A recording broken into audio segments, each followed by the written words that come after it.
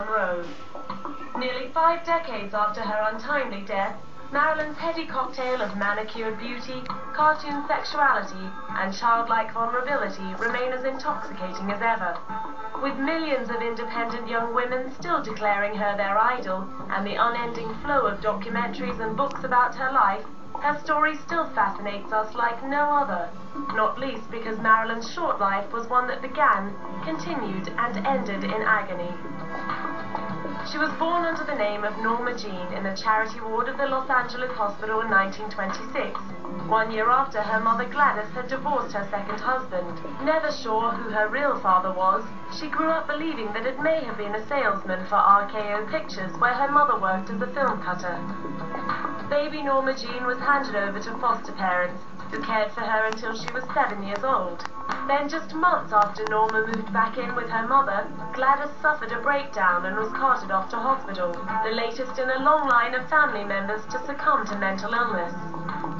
Norma Jean was declared a ward of the state and spent much of the rest of her childhood in foster homes and orphanages. At the age of 16, she was faced with the prospect of having to get married to avoid being placed in another orphanage. The lucky man was 21-year-old neighbor Jimmy Doherty, who was serving in the Merchant Marines. In later life, Jimmy wrote of Norma Jean, "She was quite shy and she didn't think that people would like her. She was always looking for a father." By the time the marriage ended in 1946, she was poised to sign a contract with 20th Century Fox, dye her brown hair blonde, and change her name to Marilyn Monroe. But she was far from an overnight success. She lost 2 studio contracts and underwent cosmetic surgery on her chin, nose, and teeth before starting to make good in Hollywood. Ironically, her big breakthrough came playing a mentally unstable wife who plans to murder her husband in 1953's Niagara. But even as she was attempting to earn admiration for her acting talents, she was sealing her reputation as a ditzy, pliable boy toy. Still, co-starring with Lauren Bacall in the comedy How to Marry a Millionaire proved she had great comic timing, and her double act with Jane Russell in Gentlemen Prefer Blondes gave birth to her signature tune, Diamonds Are a Girl's Best Friend. Taking his cue from the song, baseballer Joe DiMaggio got down on his knees, and they were married in January 1954, before jetting off to Japan on honeymoon. Against Joe's wishes, Marilyn refused to sit back and relax, and within 2 weeks was off to Korea to perform for the US troops. By the time she stepped onto the set of 7-Year Itch in 1954, the media feeding frenzy was reaching fever pitch. Director Billy Wilder capitalized on her pulling power by allowing the public to watch filming of the scene where Marilyn's skirt blows up around her waist. Joe was reportedly furious about the obvious exploitation, and the pair were seen having a yelling match in a theater lobby. After 274 days of marriage, Marilyn filed for divorce on the grounds of mental cruelty. By now, she'd also become deeply unhappy with being typecast as the tart with the heart, and she fled to New York to study at the Actors Studio. Desperate to earn respect, she hired Paula Strasberg as her acting coach and became engaged to playwright Arthur Miller.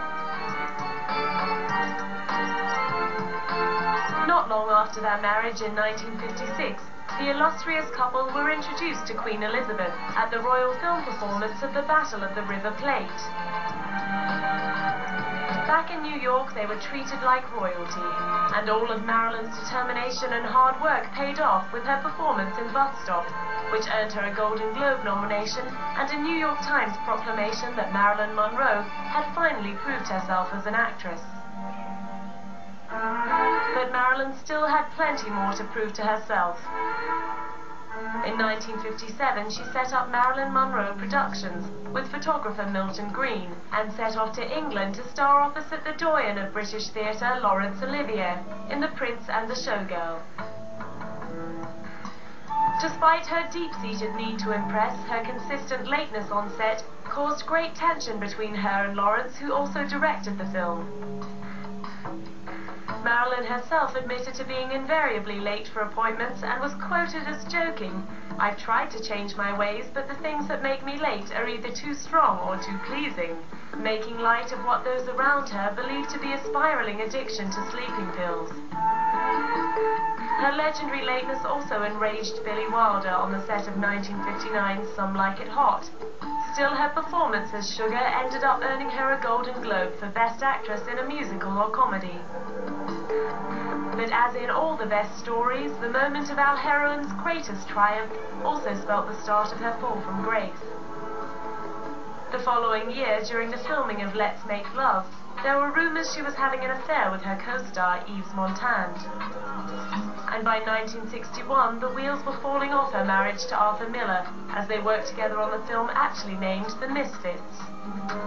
In February 1961, when Marilyn was admitted to the Payne Whitney Psychiatric Unit and placed in the ward for the most seriously disturbed, it was ex-husband Joe DiMaggio who came to the rescue and secured her release. She later joined him in Florida, and a paparazzi followed. By November of that year, it was all over between her and Arthur, who had been carrying on an affair with photographer Inga Morath while making The Misfits. Within a month of their divorce, Arthur had married his mistress, and Marilyn continued her rapid descent into oblivion. A consistent no-show on the George Cukor comedy Something's Gotta Give, Marilyn was sacked and then reinstated at the insistence of co-star Dean Martin. But she did nothing to quell rumors of a dangerous affair with President John F. Kennedy when she skipped filming to sing him happy birthday. It was to be her last public appearance. 3 months later, on the morning of August the 5th, she was found dead by her housekeeper in her Brentwood home, 3 days before she was due to remarry Joe DiMaggio. The autopsy revealed she had died of an overdose of sleeping pills. The official cause was probably suicide, although debate continues to rage over a possible conspiracy involving JFK and his brother Bobby.